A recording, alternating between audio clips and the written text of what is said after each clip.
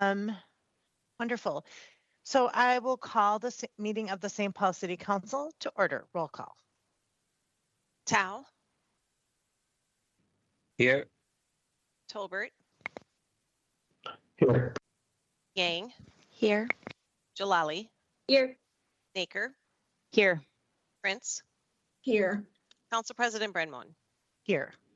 7 present, no one absent. Thank you. Please stand and join Councilmember Tao as he leads us in the Pledge of Allegiance.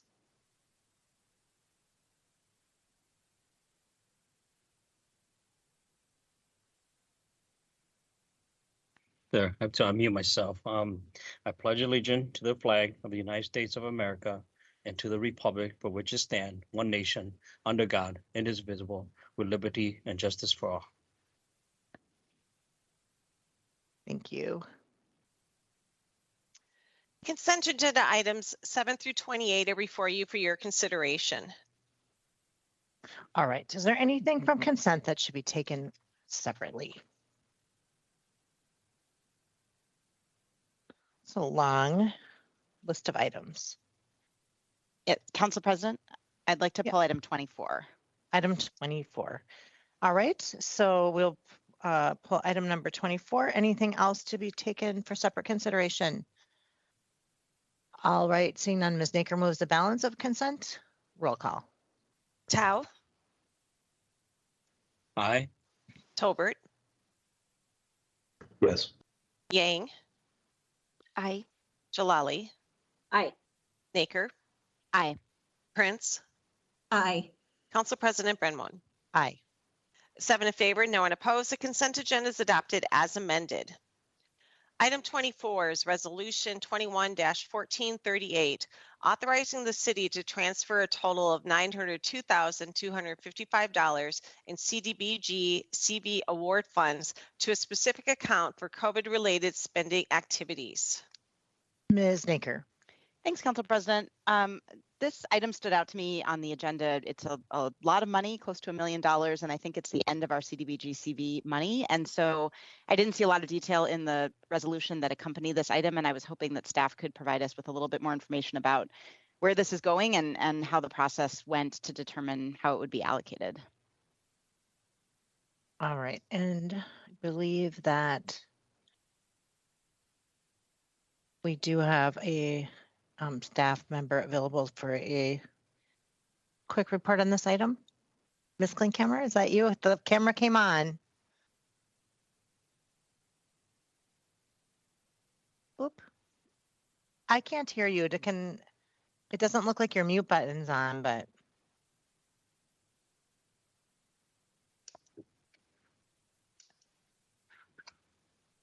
I am so sorry. Can you hear me now? Yep, Okay, yep. Great. Technical issues, of course. So thanks, Council President Brenneman and Councilmember Naker.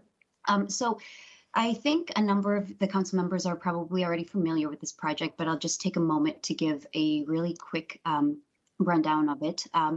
So Keystone Community Services purchased the properties at 1790 and 1800 University Avenue West in December of 2020 for the purpose of developing a new 20,000 square foot community food site. Excuse the dogs barking in the back if you can hear those.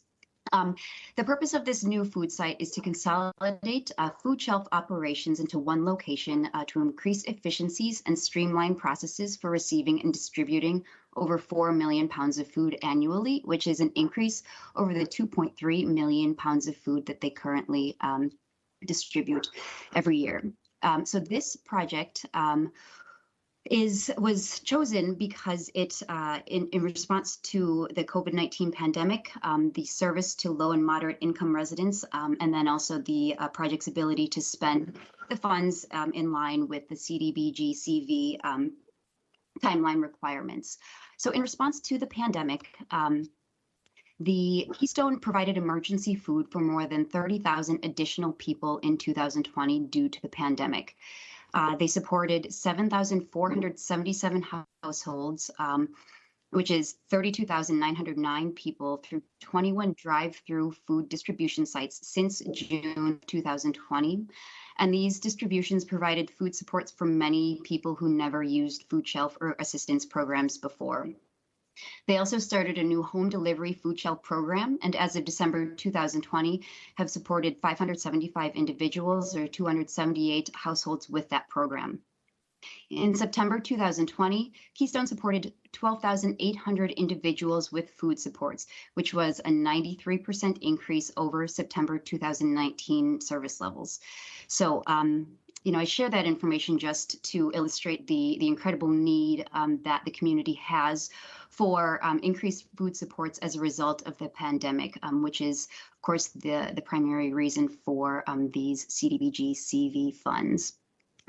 Across Minnesota, food shelves have experienced a 7% increase in individuals served in 2020, and use of food shelves by adults over 65 rose by 31% as well. Additionally, the CDBG service to low and moderate income folks is also, very, very much met by this project. 99% of individuals and families served by Keystone's Basic Needs Program qualify as low to moderate income. Keystone defines low to moderate income using federal poverty level issued every year by the Department of Health and Human Services. And tangentially related to our affordable housing crisis, when housing costs require more than 30% of a household's income each month, homeowners become cost burdened and are more likely to have insufficient resources to help pay for food and other basic needs. So Keystone really provides some critical supports as a stopgap to families who have to make the choice between paying for rent and feeding their families.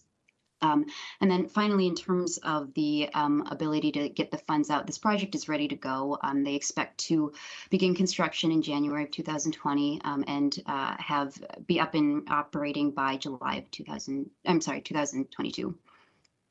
Councilmember Naker, I see you. Thanks. Through the council president, I appreciate this, and it sounds like a really worthy project. I wanted to just confirm: there are lots of worthy organizations doing work in our neighborhoods, and I guess I'm just wondering, was this something that was open for others to apply to, and Keystone stood out amongst others that had expressed interest or that we vetted, or how did we come to choose this one organization? Yeah, Councilmember, thanks for the question. So actually, I believe Council President Brenmoen had put this one forward as a result. I think there was another project that had been on sort of an initial list of projects that were looked at for funding from this source. And Council President Brenmoen had suggested this one as an alternative when one of the others was not approved. You're talking about the Firehouse 51 project that the council declined to approve, right? Yep. So I think what I heard the question was there a process around that? It is true that it was something that I recommended right after that didn't go through, since it seemed like a good fit. But I think the question wasn't who recommended it. It was there a process for determining that this was the appropriate project? And I fully support it, just to clarify what was asked.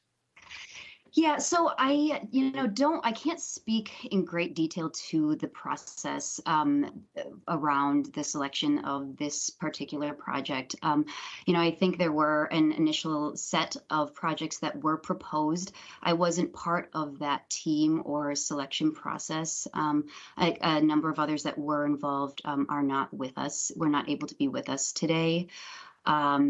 So I don't know all of the details of how it was selected. I'm sorry, I don't have that answer. No, that's fine. I just wanted to clarify that a recommendation from a council member isn't a process. So, and I will just speak up and say that one of I think that Mary McCune is on this call too from Keystone, and one thing that I thought was really interesting and compelling when she approached me about their project just generally was that during the pandemic, they did quite a bit of food distribution. And one first distribution they did literally backed up Highway 94 with people who were lined up at 10 o'clock in the morning to get food. And they realized that they couldn't continue to that type of a process where there was no scheduling and people were lined up making sure that they would get their portion of food. And so they started collecting made people basically schedule an appointment. And in so doing, we're able to collect email addresses and cell phone numbers from people who were using the service. And with that information, they were able to reach out to their clients and ask, how do you like to get food distributed to you? What works for you? What things are drawbacks? What things are work, basically to really look to the community that they were serving to determine the best way to deliver that service. And it's something that they hadn't been able to do in the past with the kind of the way that they were distributing it previously. And through that, they really learned that people found it much more dignified and efficient to do the pickup through the warehouse or to have deliveries to their homes as opposed to waiting in line outside of a food shelf. And so they're working to refine and improve their model, which it will include closing some food shelves in certain neighborhoods, including probably some of ours. But I think that it was in response to COVID and in response to community members that they reached out to directly to ask what their preferences were for this service. And after she told me about that, I was compelled to share that with PED as a potential replacement for the Fire Station 51 as a project that could be worthy of the CDBG CV funds. And so just a little bit of background on what motivated me to share that as a priority. Ms. Jalali. Thanks. I would like to add in, just as on a basic point, it was my understanding that the city has an annual CDBG process and organizations can apply, and it's publicly posted to the website. I believe that Keystone was especially motivated to apply because they are, I believe they're buying and moving into this building, which is an old, right now it's like a part auto shop, part hotel liquidation furniture site. I've been able to visit with them there and then talk to the Keystone folks. They were looking at a range of funding sources, including possibility for, I think, state bonding and a couple of other funding sources. And it was tricky to kind of make the requirements meet the needs. And then it's my understanding that this worked its way through our city process and then on the totality of factors considered in that shook out. And Claudia, it's sounding like you weren't actually part of that review team, but because you're so involved with business assistance, you were able to just speak to the proposal.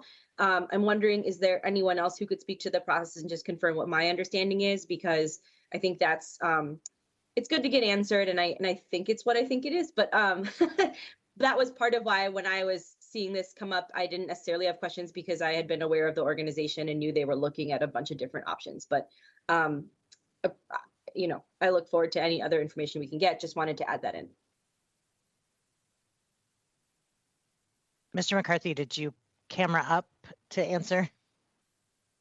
Yeah, Council President Brenman and Council Member Jalali, and I think this also gets at Council Member Naker's question. This is a different bucket of CDBG funds than we typically receive on the annual basis. We do have a well-established process for that traditional CDBG funding that goes through the CIB committee, and they make recommendations, and ultimately the mayor proposes and the council approves those. This was the special kind of COVID allocation that the city received, and we were under a pretty tight deadline to make recommendations on how to fund these funds. So, and we actually stood up a CARES proposal process that I think you were all aware of back when we had CARES funding, and we layered the CDBG CV onto that same process, whereas departments submitted proposals, we would identify ones that would also be eligible for CDBG CV to see if those would be a better fit for that funding stream. We brought forward a list of recommendations to the council on that original CDBG CV bucket back in 2020, and as Council President Brenman noted, the Fire Station 51 proposal was included in that list. That project at the time, I think we all agreed, wasn't quite ready for prime time, and we pulled it from that list, and that left some available funding left. We then, at the same time, kind of simultaneously, Keystone had reached out to the city with the request for funding. It met a lot of the needs that we had. It was, as Claudia had laid out, there were the key criteria around CDBG eligibility, around the COVID response. We had them submit the same application that city departments submitted, and it passed. It checked all of the same boxes that we need to be able to meet this kind of strict CDBG CV eligibility requirements. And so, having met all of those requirements and being a worthy project and an organization that we'd work closely with and knew that they could spend by this tight timeline, it made sense for a lot of reasons. And so that's the reason why this proposal came forward the way that it did, which is, different from that annual sort of normal CDBG process that we're all used to, because this one was the unique COVID flavor of these funds that we received in 2020. Thank you. I see Mr. Tolbert and Ms. Prince have hands up. Mr. Tolbert. So, Mr. McCarthy, this is a fund that we won't have again unless Congress just, comes again with another CARES type of funding. But this is a fund that we will not see again. Is that right? At least that we know of. Council President Brenmoen and Councilmember Tolbert, that's correct, at least not in this specific version. I think there are talks with the federal budget that's up for debate right now that would include additional CDBG outside of our normal, but I think it wouldn't be exactly the same thing. Likely have different requirements. We're still learning the details on that. Yeah, one thing I would say, and I think Councilmember Naker's question is really appropriate in this of how we got here. At the HRA PED meeting, we discussed having a process of these different funds and how the decisions are made and how people are made aware and whatnot. One of the things I think to add on to that, when PED makes that presentation, I suspect in partnership with OFS, is to talk about these kind of end of year quick amount of money we need to spend quickly, because PED, we have these funds quite often, annually at least, if not more, where there's leftover money and we get a quick project in that we know, like as Mr. Director McCarthy said, a partner that we've worked with that can spend the money or meet the guidelines and all that type of stuff, rather than doing a more public process for other groups. So I think when PED and OFS present on different funds and the processes, I think the CDGB kind of, I'll say cost overrun for lack of a better term, or additional money, not cost overrun, but additional money would be good to add on to it so that we can be more aware of how these projects kind of come in last minute. But I do support this project as well and appreciate the work that Keystone has done throughout the pandemic, especially since a lot of theirs was delivery. And I know that made it hard, especially last year early on, to get food out to the people who rely on it. So. Thank you, Mr. Tolbert. Ms. Prince. I have a question and a comment, but before I do, I want to second what Council Member Tolbert just said. I really feel we need a process. It's nearly $1 million, and that needs to be something that we are all aware of before it moves down the road to coming before the council. One question I have is what the geographic reach is of this particular project. Do we know that? Well, I do know that the director of Keystone, Mary McCune, is on this call. Should we ask the expert? Sure. Hey, Mary, are you with us? There you are. Hi. Hi, all. Thank you, and thank you for your questions, Council Member Brenda Moen, Council Chair, and the rest. So Keystone serves primarily Ramsey County. I would say I think it's like 94% of the people that we support through all of our programs, including the food programs, live in Ramsey County. The majority of the people we support live in the city of St. Paul. Okay, and so it is a citywide. Yes, so our food shelves are available to anyone. If you live on the east side and you come to our food shelf, we're going to serve you. but we're also going to let you know about the food shop that is closest to your location and where you live, and make sure that you know that there are other food resources available.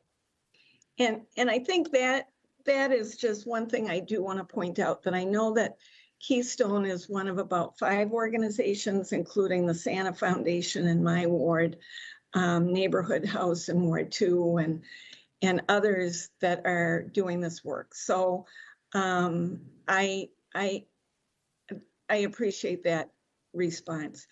A comment that I want to make is that right now we have so many organizations that are doing so much important work in our community.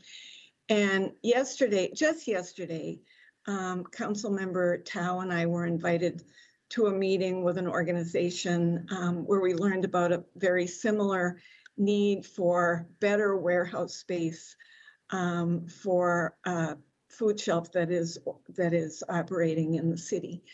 And so it's difficult to come to this meeting, and I appreciate Ms. Naker bringing this up, because when we're asked about funding these other worthy needs in our community, we have so few sources of funds that are flexible and that are available for organizations that are doing good and worthy work. So I do not necessarily want to stop this project from moving forward, but I might suggest that we consider, I won't move a layover, I just will put that out there if there is support for having a bit more conversation on this. I am well aware of the resolution that came before us in November of 2020, because as I recall, there was and I don't know if that's Station 51, but there was a proposal there to provide money to a nonprofit in the city to purchase a city-owned building.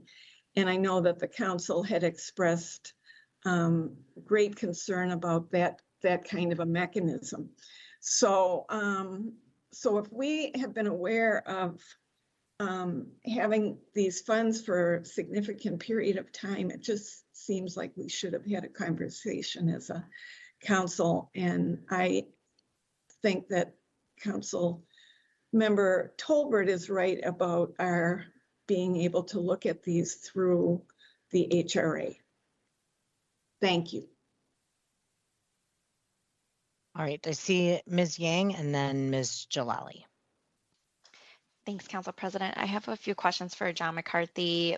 I was wondering if you can share with us the timeline that you all are working on, because you said that these funds have to be used within a certain time frame, and you didn't name exactly what day that was. So if there is more time for us to actually be able to have more conversation around this, and to be able to think of potentially whether we would want to add more organizations to it, I'd be really open to having that conversation, since we didn't get to yet. So can you share with us about your timeline for that then?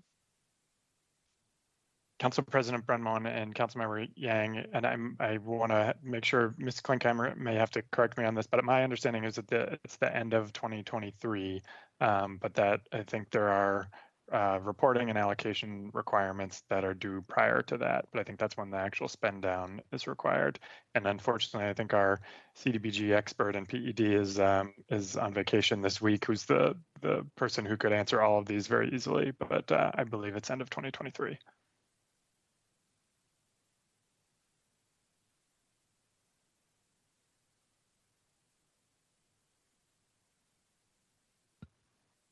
Ms. Yang, did you say you had several questions?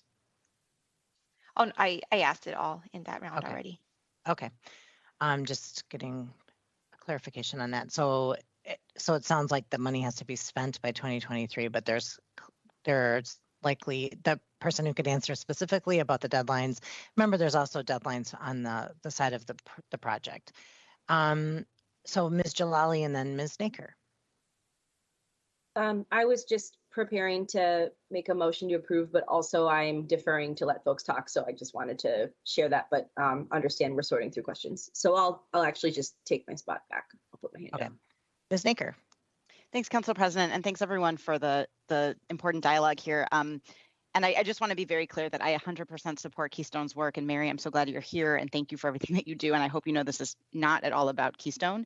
For me, this is really just about tomorrow morning being able to answer the question that might come to me from a nonprofit in my ward as to why $1 million nearly went to one organization and not another. And at least right now, I don't feel like I've gotten a satisfactory answer to the question as to how one organization emerged over others. I understand why one is worthy, but I don't really, to Ms. Jalali's point, it doesn't sound like there was that normal process because these had to be spent in a hurry.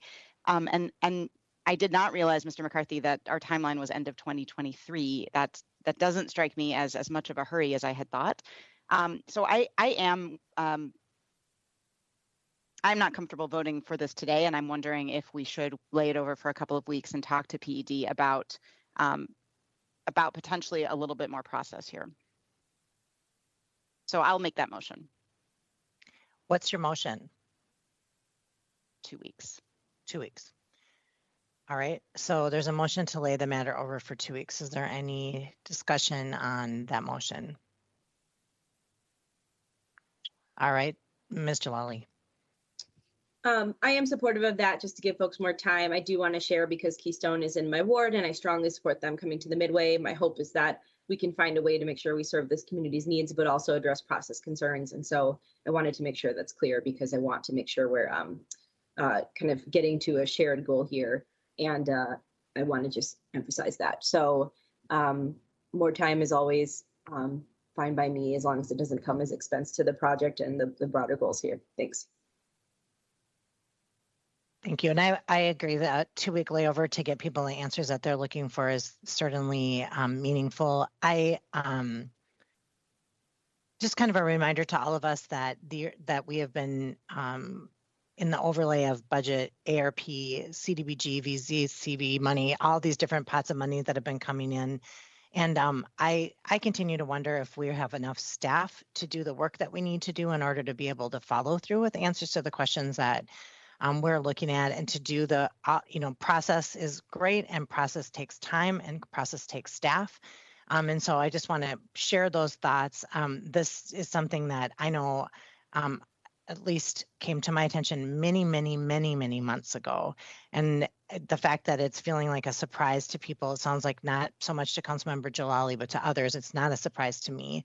And I feel like there was some process, but I feel that if the administration, PED, or OFS is not ready to answer the questions, that we should lay these matters over rather than presenting to the council and not having an adequate answer. So I'm fully supportive of the 2 week layover and look forward to hearing a buttoned down answer to the question in 2 weeks. And I will reiterate that I am 100% supportive of using these resources for Keystone. I think this project serves Ramsey County, it serves St. Paul, and it is innovative and delivers product in a way that the end users want. And so I'm fully supportive and on board and plan to vote for it, but I do think it's important that people get their questions answered. So I will support the motion as well. Any further discussion on the 2 week layover? All right, seeing none, roll call. Tao, Aye. Tolbert, Yes. Yang, Aye. Jalali, Aye. Naker, Aye. Prince, Aye. Council President Brenman. Aye. 7 in favor, no one opposed. The resolution is laid over to October 20th.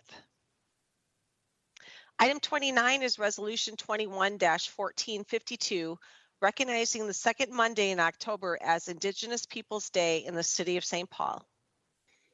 All right, Councilmember Prince. Thank you, Council President Brenman.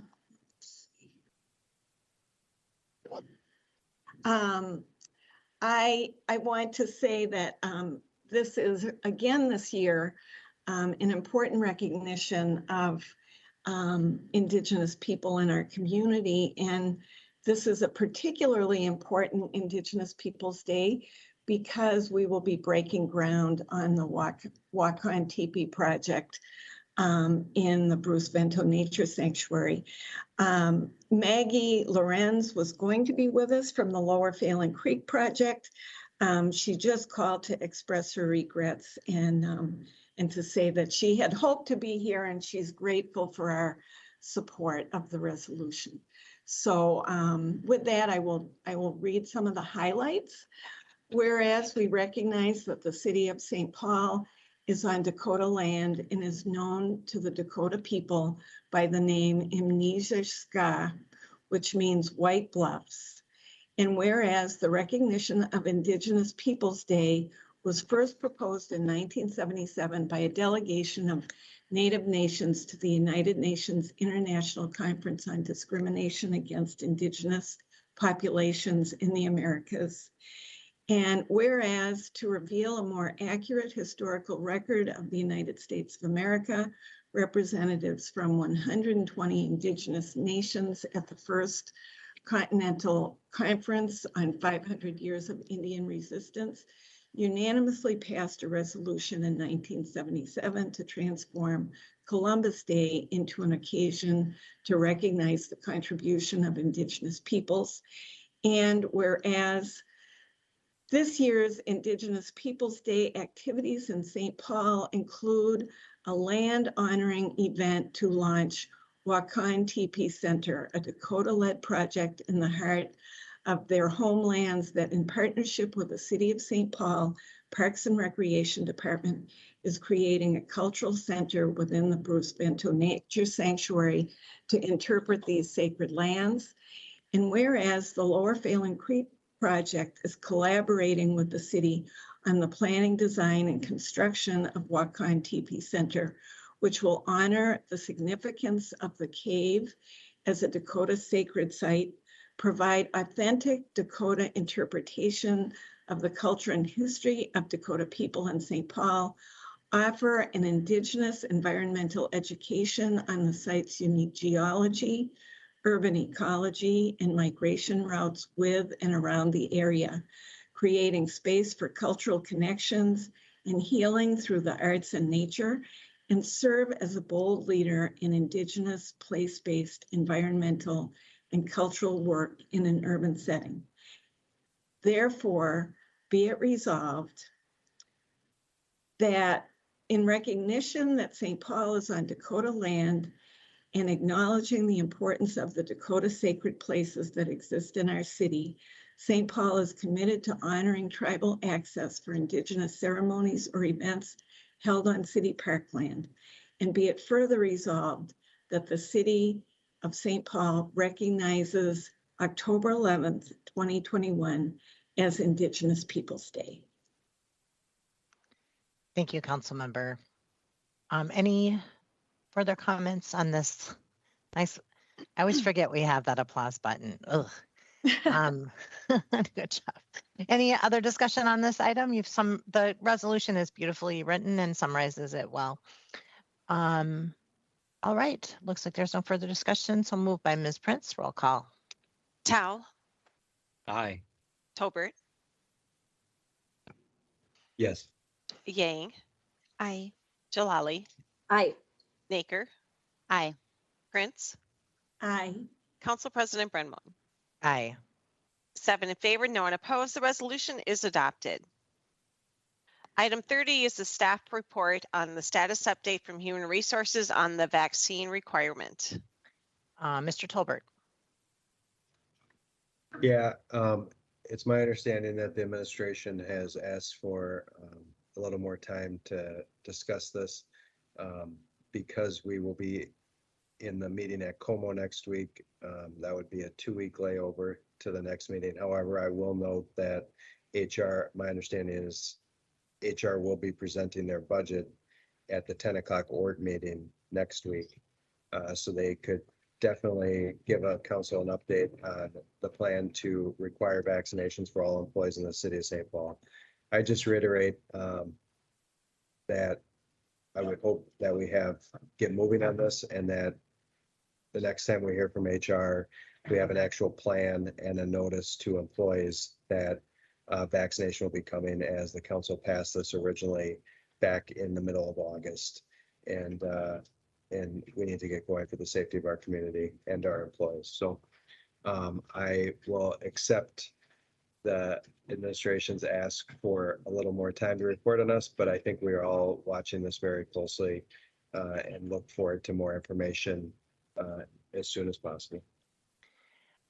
Thanks for pointing out the HR budget update on next week as well. And I think that 10 o'clock report would be suitable. The sooner we can get an update, the better.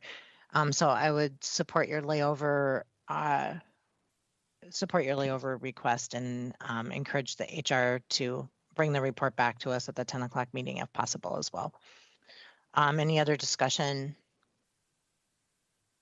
All right, so moved by Mr. Tolbert, roll call.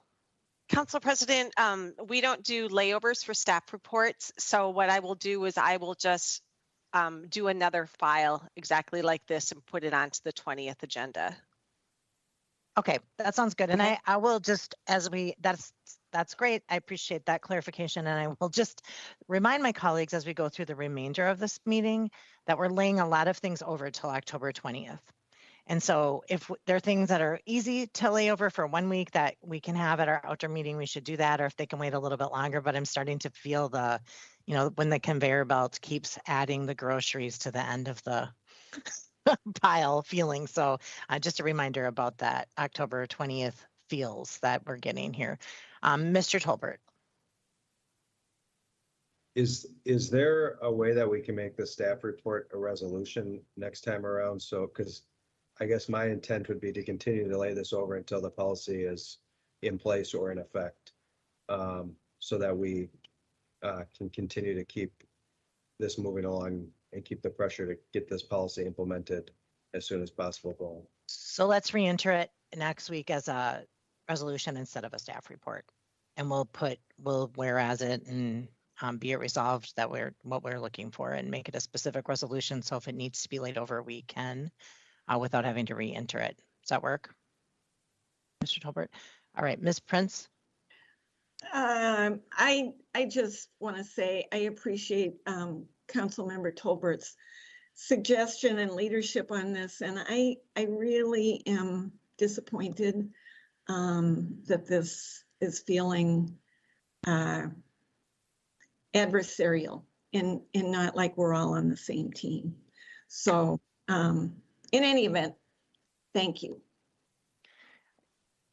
Yeah, it feels like there's a lot of municipalities and governments, federal, all around, private employers that are all working on the same issue, and we should be able to glean the best way to move forward and act quickly.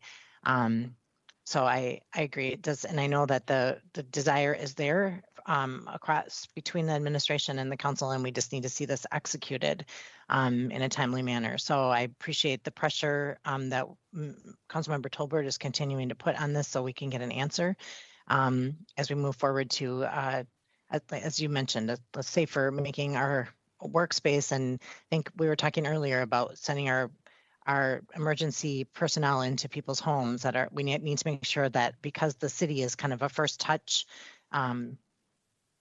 level of government, that we definitely need to make sure that our employees are safe and vaccinated. So so we're not laying it over, but we will re-enter it as a resolution for next week and move it forward that way into the future, so that we can lay it over if necessary. Hopefully it won't be. So staff report, no vote. Item 31 is the final adoption of ordinance 21-36, establishing a community advisory committee for the position of Director of Human Rights and Equal Economic Opportunity pursuant to the provisions section 11.01 of the Administrative Code. And this is before us for final vote. Ms. Jalali moves approval. Any discussion? Seeing none, roll call. Tao, Aye. Tolbert, Yes. Yang, Aye. Jalali, Aye. Naker, Aye. Prince, Aye. Council President Brenmon. Aye. 7 in favor, no one opposed. The ordinance is adopted.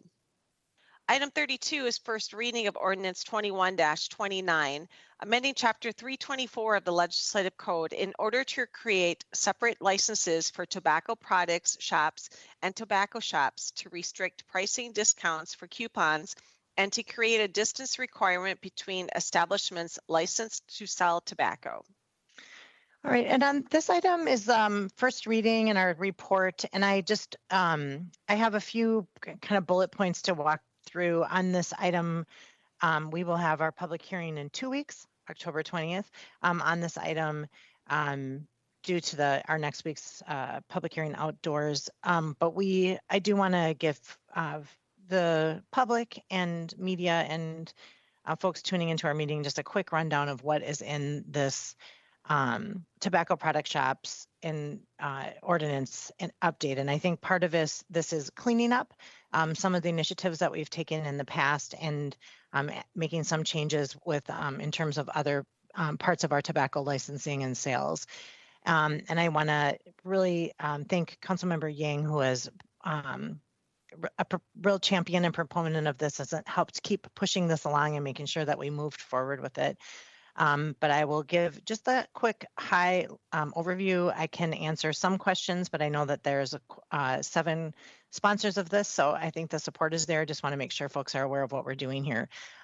First of all, the major changes that we're looking at in this ordinance is that there will now be 2 classes of licenses to sell tobacco. A tobacco shop, those are locations like convenience stores that sell tobacco along with other products, and tobacco product shop that sell primarily tobacco. The second major change is that the distance between all locations that sell tobacco will be 1/2 mile. I think we talked about this when we were working on some previous tobacco legislation that without that distinction, some tobacco product shops moved in next door to convenience stores, which were previously selling menthol, and just basically moved the menthol next door, and has proliferated many tobacco shops, at least in my ward. It went from having 0 to having 5. Just in the short time since we've done that. So this will does not impact the renewal of existing licenses, but will prevent future side-by-side locations like that. The third change is that the cap on tobacco shop licenses will be 150. The cap on tobacco products will be 25. And just to be clear, that is well under the number of current existing licenses. So if a tobacco store or tobacco product shop closes, there will not be that license to give to another applicant. We started out at 0 for our number and settled on 150 and 25. So we're clear that where this direction that this is headed. The fourth major change is that liquor stores will not be able to sell flavored tobacco products, including menthol. The minimum price for packs of cigarettes or standard size cans of chewing tobacco, oral tobacco, will be $10. Coupons or price promotions may not be used to reduce the price of tobacco products, including vape products. And finally, the penalties for violations of age of sale and sale of flavored tobacco products have been increased. They were rather low, and now they're in line with other matrix penalties. So those are the highlight changes of this ordinance that's before us, and public hearing will be in 2 weeks. Ms. Yang. Thank you, Council President. I want to say thank you to you as well, and to both of our Ward 5, Ward 6 legislative aides for really taking the lead in this work here.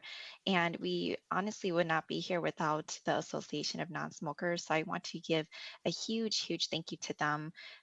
They have been so dedicated, committed, and also just have shown so much perseverance in continuing to do work that protects communities, especially communities of color, working class communities who have been intentionally targeted by tobacco industries to start smoking at a young age or to start smoking overall. And so when I think about my own lived experiences growing up in middle school, high school, and seeing my own classmates start smoking at a really young age, many of them being people of color also, and also knowing that I represent such a diverse community here in the East Side, where you all have been through this with me too. Like, we've been seeing tobacco shops also violate our own tobacco ordinances and had to up the punishment on them as well, which because holding them accountable is so important.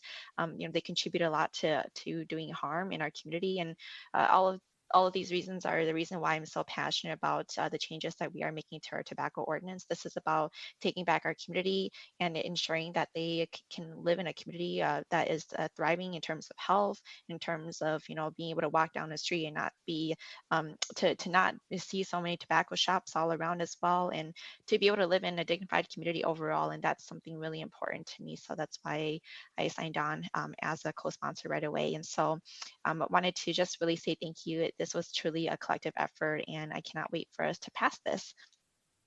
Thank you. And we will have an opportunity undoubtedly on the 20th to thank Answer in person as well for their hard work and organizing around this important issue. So thank you for lifting up the work of Answer. When my legislative aide, Jessica Larson Johnson, started out, I was like, you're in good hands when we move this forward, because if there's a question, they have an answer. And then we wondered if that was actually why they were called Answer. But it's not, but they should be, because they're very good at the button down responses on these initiatives. So I'm proud to be sponsoring it with you and pleased at the support from the community and from our organizations. Any other discussion before we lay this matter over for 2 weeks until October 20th? All right. So we'll lay this over until October 20th. Item 33 is also first reading of ordinance 21-37, granting the application of the Housing and Redevelopment Authority to rezone 231 Front Avenue from B2 to T2 and amending Legislative Code Section 60.303 to reflect the change. Okay, and we have Marilyn Rosendahl in the House with a brief staff report on this item. Hi, folks. Good afternoon, council members and staff. I'll go ahead and share my screen here.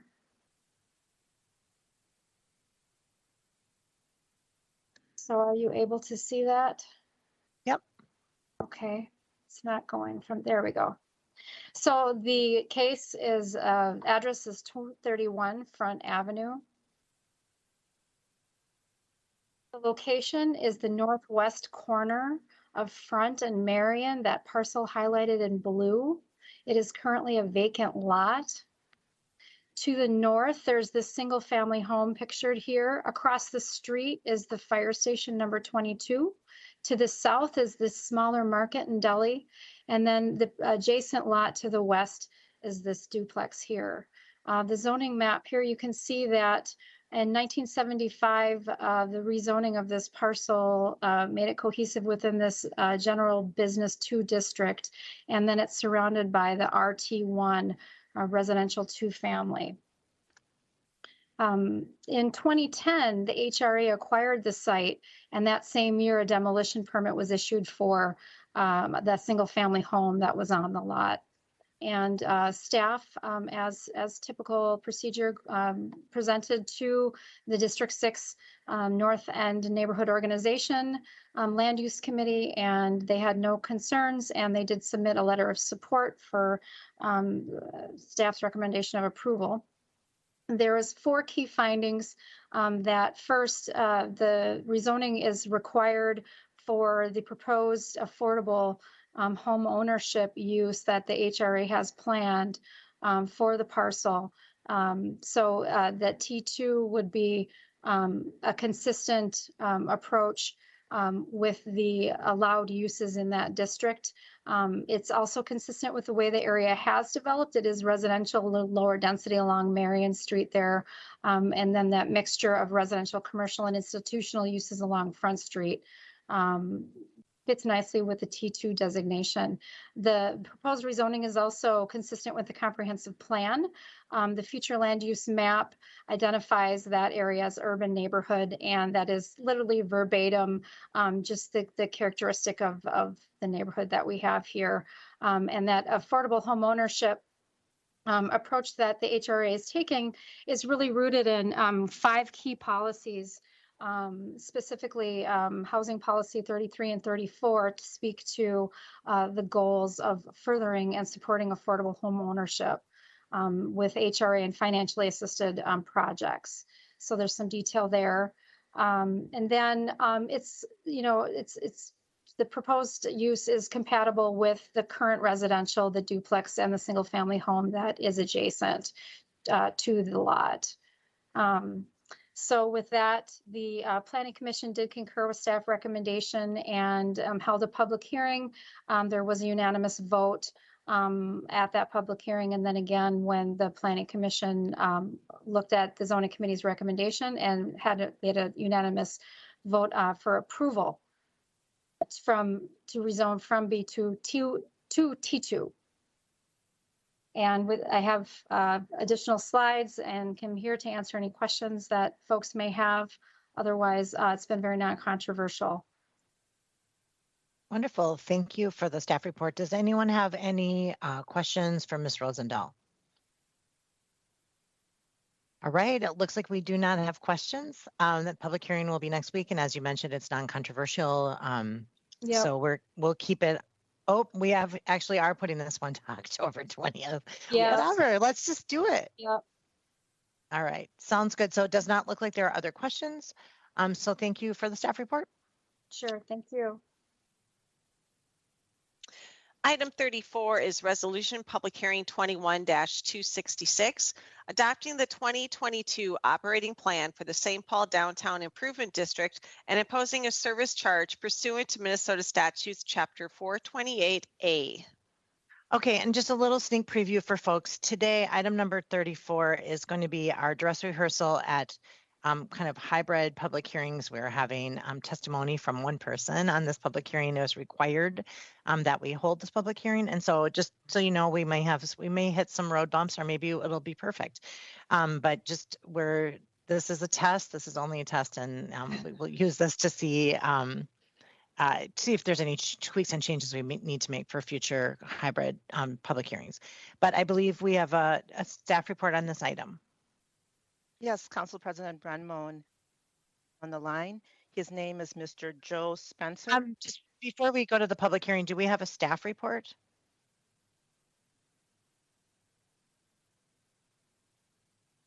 I'm looking at you, Ms. Mr. Edelbrook is on the meeting. I don't know if he's prepared to report on this. I did not request a staff report, so that might be my bad. Go to the public. Do we go to the public hearing? Would you like to say a word or two about this before we go to the public hearing? Sure, I'm happy to do a council report. I gave a council report on the tobacco, so we're good. Thank you. Yeah, so this is a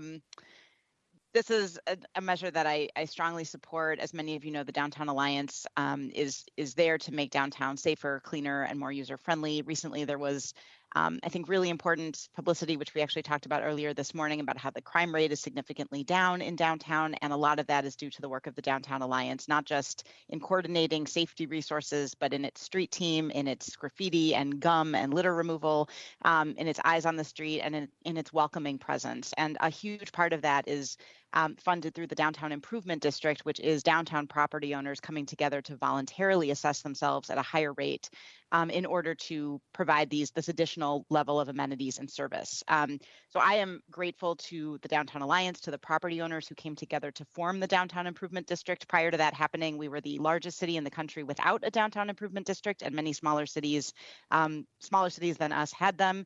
And as you'll see in the resolution, the Downtown Improvement District has its own governing board, which approved its own budget for the year. And so this is us taking that recommendation and being asked to approve it as well. So Joe Spencer is the executive director of the Downtown Alliance, and he is on the phone. Great. Are there any questions for Ms. Baker? All right, let's move to the public hearing. Raquel, do you want to do your thing again? Yes, I'm sorry I spoke too soon. My apologies. Okay, I just said we were practicing. We have one person on the phone. His name is Mr. Joe Spencer. Mr. Spencer, please press *6 to unmute yourself. Okay, I think I've unmuted myself. Can you hear me? Yes, we can. Welcome. Wonderful. Thank you so much. Appreciate the opportunity to just share a word of gratitude to all of you for supporting the creation of the Special Services District Ordinance last year and approving the management plan last year. I just want to quickly report to you that in our first year, as we were getting things up and operating this year, we were able to launch the Safety Communications Center, thanks in part to your support, and that launched in around March. We brought on, of course, before that, our Director of Safety Strategies, John Vandemer, also the kind of the leader of many of these services within the Downtown Improvement District. And then in May, we were able to bring on our street team, and again, with some additional support from you all and the City of St. Paul, we were actually able to make that larger than we had initially planned for 2021. We'd initially planned to just have 2 members of the street team. We were able to have as many as 16. I think we have 16 out right now. What that team has done, along with the Safety Communication Center, along with the Director of Safety Strategies, they've removed over 1,000 graffiti tags in the downtown area, in the district, and in some of the hot spots that lay just outside the district. We're able to reach out to, not just reach out to, but actually make social service referrals to 172 people over the course of the summer. 235 people received safety escorts, and the team removed 906 50-gallon bags of litter from the downtown area over the course of the summer. So the plan for next year, you can see that the budget is larger than it was this year, but actually smaller than it was projected to be for 2022. That will allow us to have our street team, our 7 a.m. to 11 p.m. staffing of the Safety Communication Center, and keep our Director of Safety Strategies on board. We're excited to build on the momentum that we were able to develop this year, build on more of these improved safety outcomes and perceptions. And I understand you discussed earlier some of the great successes we had in actually improving crime statistics over the summer in our downtown police grid. So mostly just want to thank you for your support, and I'd be happy to come back anytime to visit with you about new strategies or growing strategies as we develop them. Thank you, Mr. Spencer. Ms. Naker. Thanks, Council President. In my great fluster over having to give the council staff report, I neglected to really thank you, Joe, and Emma Burns, for your incredible leadership. It really is amazing what you've been able to accomplish in just a year and a half or 2 years here. And I think it's also just, it's kind of amazing how we're seeing this just occur on our agenda as an agenda item. It doesn't look like much. It's just kind of coming up as a routine thing. It's easy to overlook how many years we went without having anything like this, and how much work it took and how much vision it took for this agenda item to now appear on our agenda and to appear in years to come as just something that we do. So it was with your foresight and the work of so many downtown leaders that something went from being impossible or visionary to being something that is going to be part of our agenda every year that we will be approving. So I think it's really noteworthy, and it's a wonderful thing for St. Paul. So thank you. Ms. Prince. Thank you, Council President Brenmone, and thank you, Joe, and thank you, Councilmember Naker. I do want to give a tip of the hat to downtown real estate guy, building owner, John Manillo, who I believe started talking about this sometime in the early 90s. So I am really delighted that this is happening. I think it's exactly what our downtown can really benefit from. I think it's going to make a big difference. It's already making a difference. And so I am fully on board. Great. Any other thoughts for Mr. Spencer or questions? You did mention, Joe, that you heard we were talking about this earlier today, but I just think like actually listening to the numbers really reinforces the fact that you're connecting people to resources, that you're helping visitors and users of the city navigate around. I've seen the street teams. They make you feel like somebody is looking out for you, that there's folks that care about the city.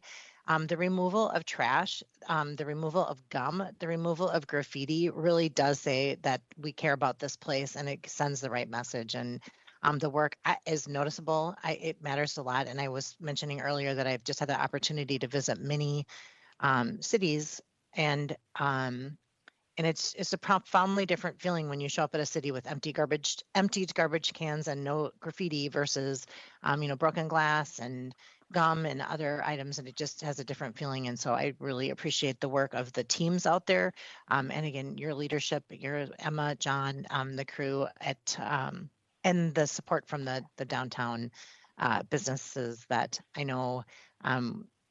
Some more than others took a while to bring along on this item, but as Ms. Naker said, now it's just what we're doing, and I think it's a great improvement. So I'm fully supportive as well. Any other? Could I say one more thing, Council Mr. President? Spencer? Yep.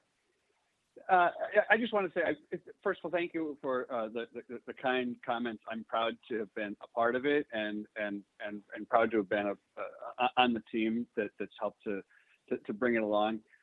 There are two places I think where a lot of thanks are also due. One is with the workers themselves that are out every day doing this work that's not always glamorous, but really makes a transformative difference in our downtown, whether they're in the safety center or out on the streets. The other group is, this would not be possible without the support of those commercial property owners. The state law gives them tremendous authority under this. We require a super majority of support from them, and it's really their vision.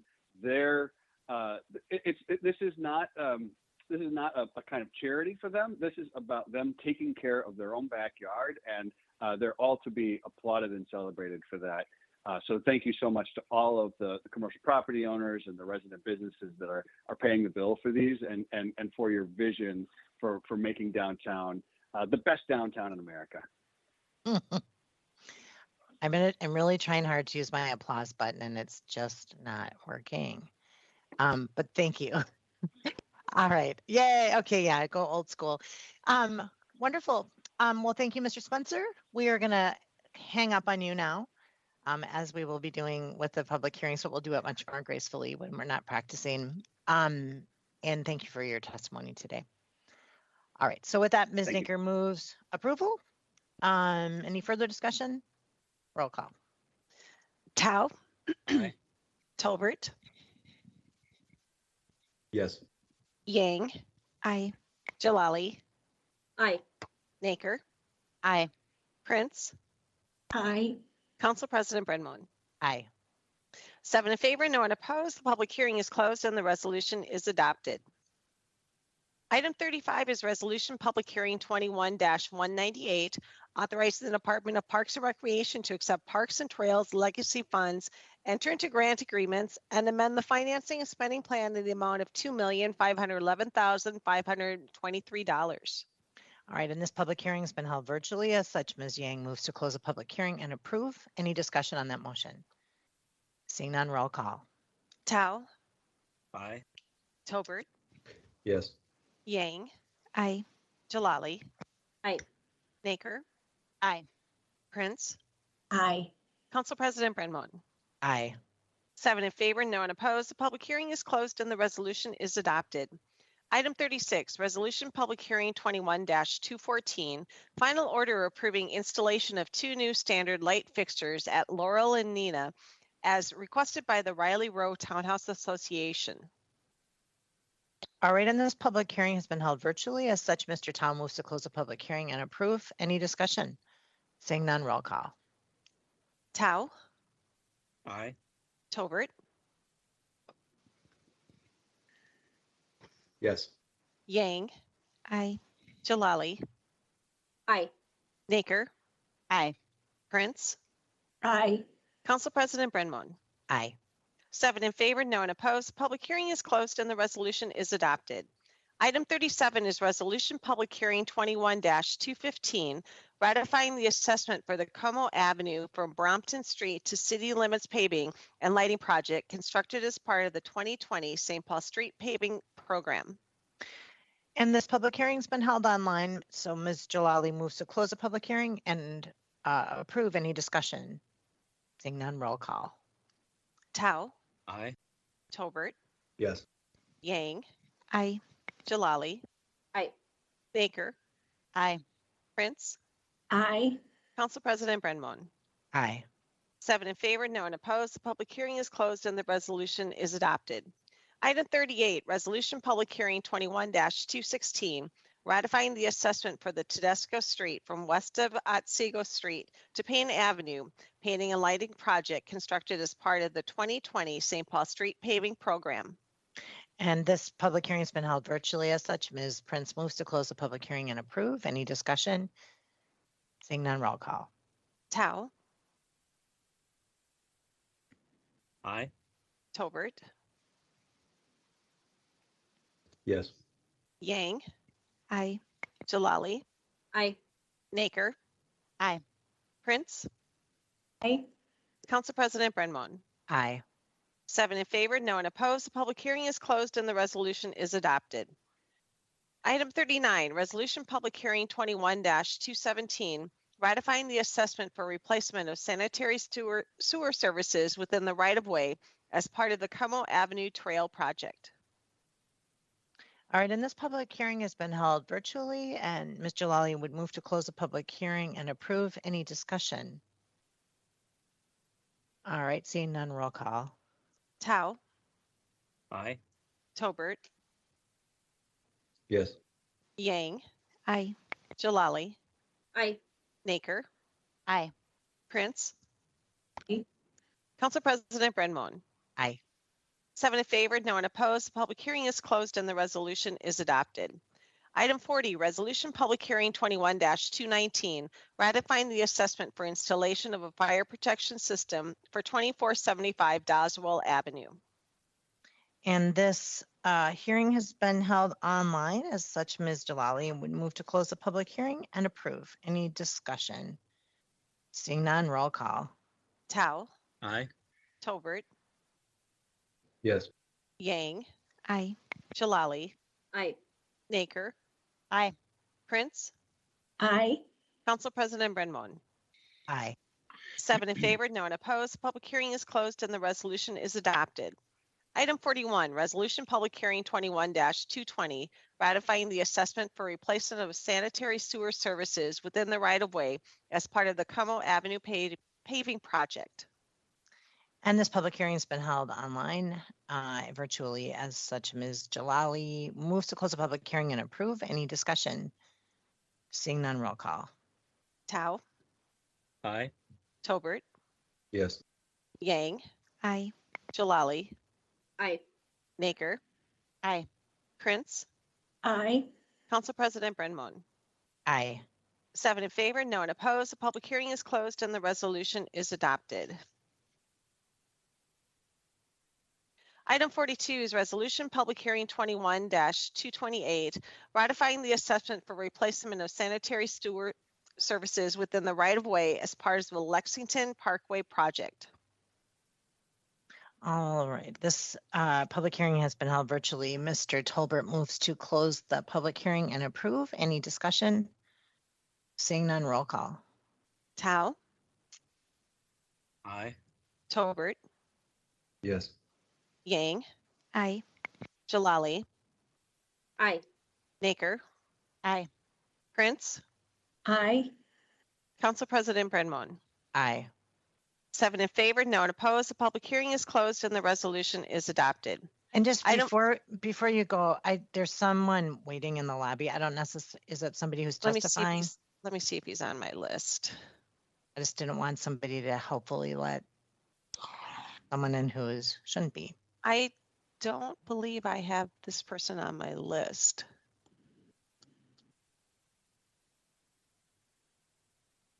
All right. Well, let's not be helpful. Okay. Item 43, Resolution Public Hearing 21-239, ratifying the assessment for the Ford Site 429 Improvement Project. And this public hearing has been held virtually. As Mr. Tolbert will move to close the public hearing and approve. Any discussion? Roll call. Tao, Aye. Tobert, Yes. Yang, Aye. Jalali, Aye. Naker, Aye. Prince, Aye. Council President Brenmon. Aye. 7 in favor, no one opposed. The public hearing is closed and the resolution is adopted. Item 44, Resolution Public Hearing 21-240, ratifying the assessment for the sports site 429 improvement project. All right, and this item public hearing has been held virtually. Mr. Tolbert moves to close the public hearing and approve. Any discussion on that motion? Seeing none, roll call. Tao, Aye. Tolbert, Yes, sorry. Yang, Aye. Jalali, Aye. Naker, Aye. Prince, Aye. Council President Brenmon. Aye. 7 in favor, no one opposed. The public hearing is closed and the resolution is adopted. Item 45, Resolution Public Hearing 21-243, approving the request of District Energy St. Paul, Inc. to amend district cooling rates for fiscal year 2022. And we're requesting a 1-week layover on this matter from Ms. Prince. Any discussion on that motion? Seeing none, roll call. And were you going to close the public Sorry, hearing? close the public hearing and lay the matter over for 1 week. Thank you. Any discussion? Roll call. Tao, Aye. Tolbert, Yes. Yang, Aye. Jalali, Aye. Naker, Aye. Prince, Aye. Council President Brenmon. Aye. 7 in favor, no one opposed. The public hearing is closed and the resolution is laid over to October 13th. Item 46, Resolution Public Hearing 21-244, approving the request of District Energy St. Paul, Inc. to amend district heating rates for fiscal year 2022.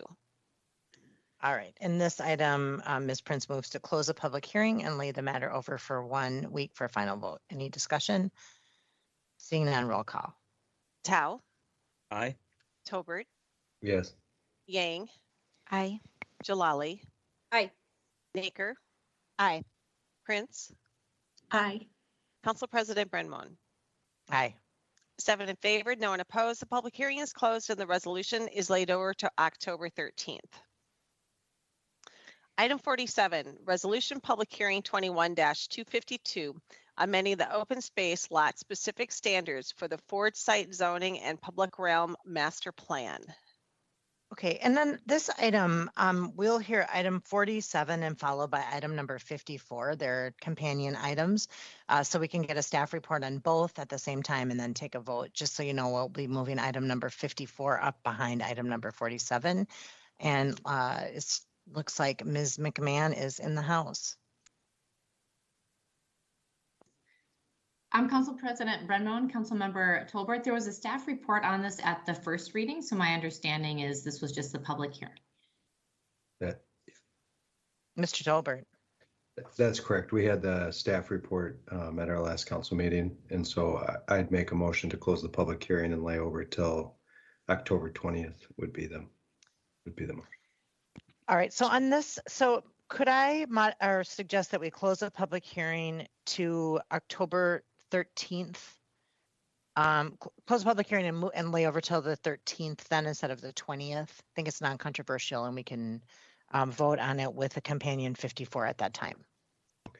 Okay, so the motion from Mr. Tolbert is to close the public hearing and lay the matter over till the 13th of October. Any discussion? Roll call. Tao, Aye. Tolbert, Yes. Yang, Aye. Jalali, Aye. Naker, Aye. Prince, Aye. Council President Brenmon. Aye.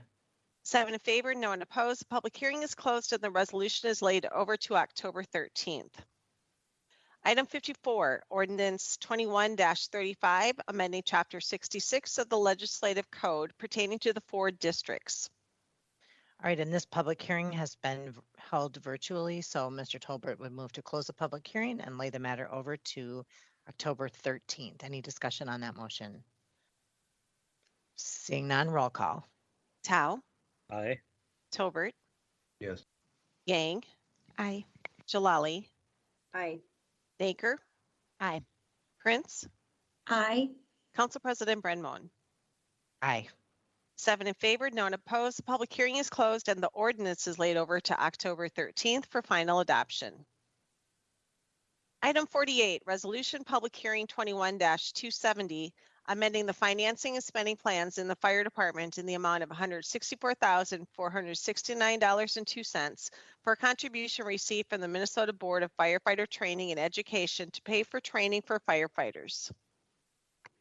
And this public hearing's been held virtually, and Mr. Tolbert would move to close the public hearing and approve. Any discussion? Seeing none, roll call. Tao, Aye.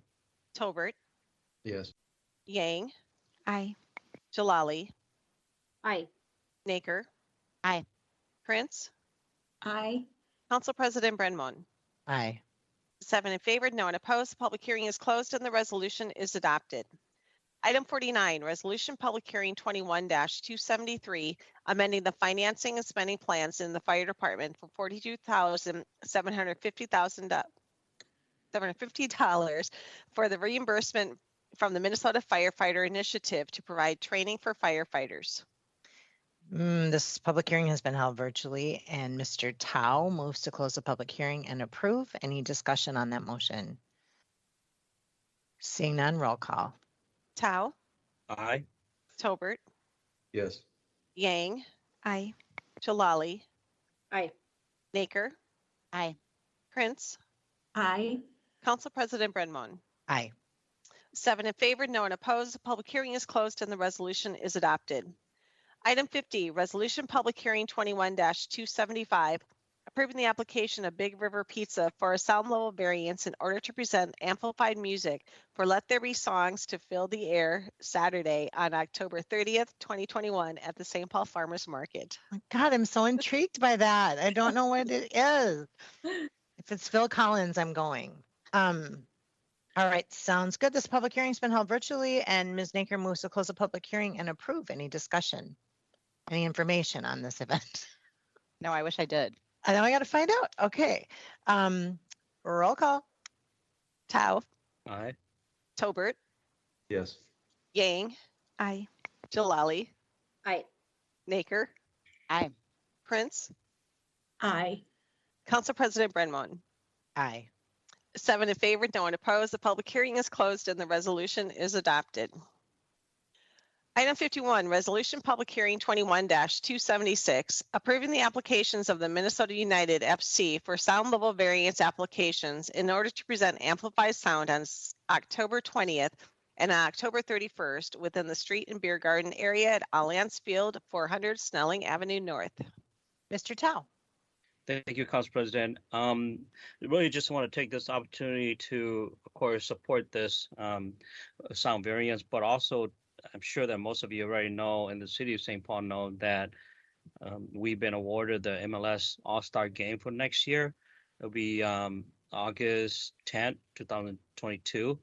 And just based on some of the article that Director Goodman have sent me, is that when the same event was held in Orlando, it brought in $4.7 million to that city. And so I'm super excited about that. Super excited about we really need like a jump start to our economic recovery. And so I'm just super excited. It's going to be a week-long events and festivity, and I'm super proud, super happy that St. Paul got this award, and good job to the team for lobbying this effort as well. So I want to mention that. Thank you. Awesome. Thank you, Mr. Tao. I will take that as a motion to close the public hearing and approve. Any further discussion? Seeing none, roll call. Tao, Aye. Tolbert, Yes. Yang, Aye. Jalali, Aye. Naker, Aye. Prince, Aye. Council President Brenmon. Aye. 7 in favor, no one opposed. The public hearing is closed and the resolution is adopted. Item 52, resolution public hearing 21-277, authorizing an increase in the 2021 Office of Technology and Communications Special Fund grant budget in the amount of $220,000 to reflect newly accepted grant funding from the Knight Foundation. And this public hearing was held online, and Ms. Naker would move to close the public hearing and approve. Any discussion? Seeing none, roll call. Tao, Aye. Tolbert, Yes. Yang, Aye. Jalali, Aye. Naker, Aye. Prince, Aye. Council President Brenman. Aye. 7 in favor, no one opposed. The public hearing is closed and the resolution is adopted. Item 53, ordinance 21-33, amending chapters 65 and 66 of the legislative code pertaining to homeless service facilities. And on this public hearing has been held virtually, so we will close the public hearing and lay the matter over to next week. next week, till the 13th. It's like I'm looking at faces. All right, so to 10:13. Any discussion on that motion or any other comments before we close up and lay the matter over? All right, so moved by Ms. Naker. Roll call. Tao. Aye.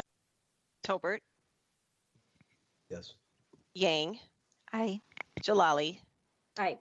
Naker, Aye. Prince, Aye. Council President Brenman. Aye.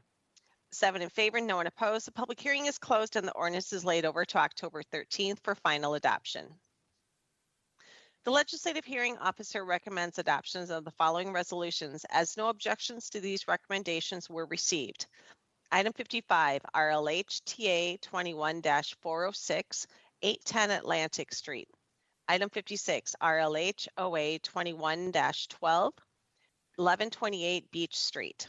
Item 57, RLH FCO 21-146, 460 Beaumont Avenue. Item 58, RLH TA 21-401, 971 Case Avenue.